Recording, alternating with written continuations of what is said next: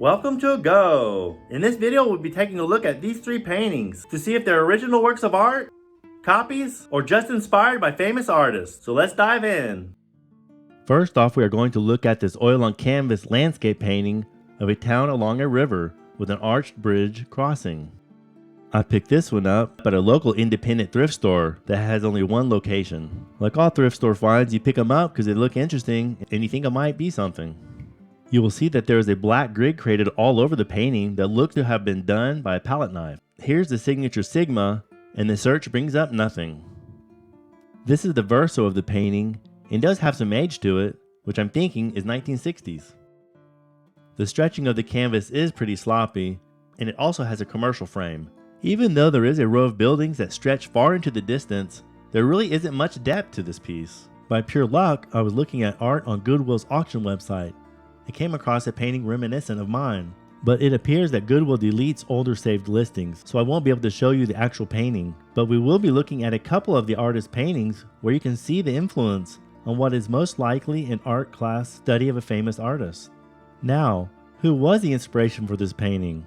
Charles Leverrier was born in 1920 in France, and at the age of 17 studied at the Superior National School of Decorative Arts and Private Studies. In 1949, he had his first solo exhibition at the Galerie Constantin in Lyon. So let's take a look at some of his works.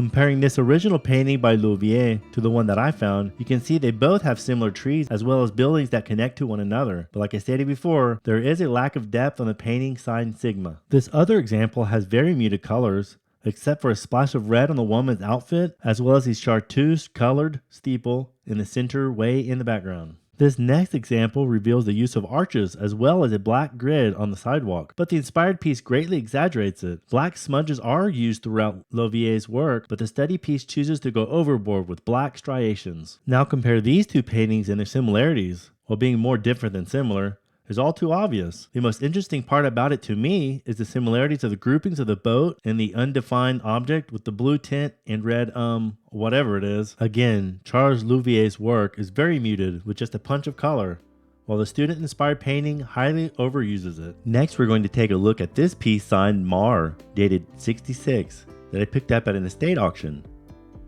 This was painted on canvas board and has the artist information on the back as well as additional information. I thought it was like outsider art, and now I realize just how overused that term is for what is mostly flat-out amateur art. While taking a trip to San Antonio, Texas, we stopped in at a thrift store, and I was hunting for art books, and ran across this one.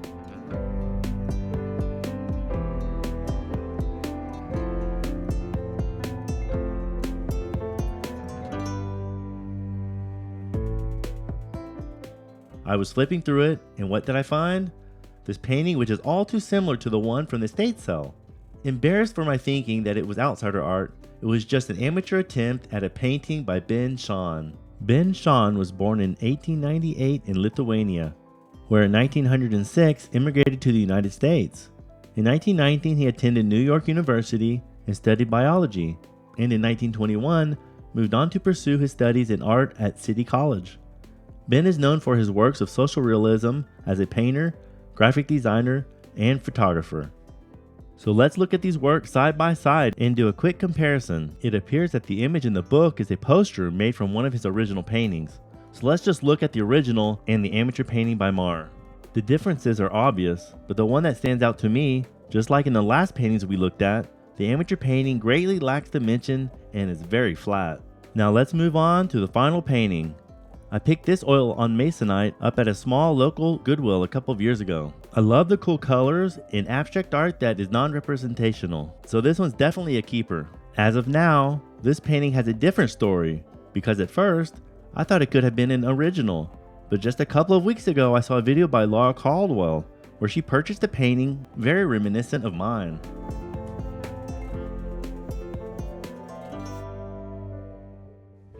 picked up the awesome piece of art at Time Traveler's Antique. I absolutely love this art. It was actually the only thing we got from Time Traveler's Antique Mall. One of my favorite art pieces that I have found in a long time. So let's do a comparison. The painting on the left has impasto painting, where the paint is heavily applied, giving it texture, while the one on the right is smooth. They also differ because one uses mostly warm colors, while the other one uses cool. Before I was able to compare the two paintings, the use of the circle on both intrigued me, so I was led to make this video. They are both well balanced, even though they are on slightly different axes. You can also see that the shapes of each painting, while made up of different colors, use the same technique of having gradations of their colors. One last similarity is that of their frames, where the paintings are inset into them.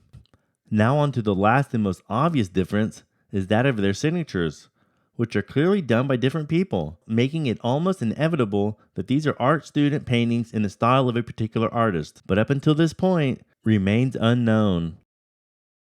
Before closing out this video, I wanted to point out a few things. I said in the video that I was embarrassed for thinking that this was outsider art, but in reality, there's no reason to be embarrassed because there's always more to learn. And as we do, we hone our knowledge and our skills, and are better able to recognize good art. It's more important to be able to spot good art than it is to have a signature. Researching signatures like Susan or Daryl will more than likely end up at an immediate dead end. So don't get hung up on them. Experiencing art is your best teacher. If you enjoyed this video, please give it a thumbs up, subscribe to the channel, and hit that bell notification to be notified of all future videos. Thanks for stopping by, and we'll catch you next time.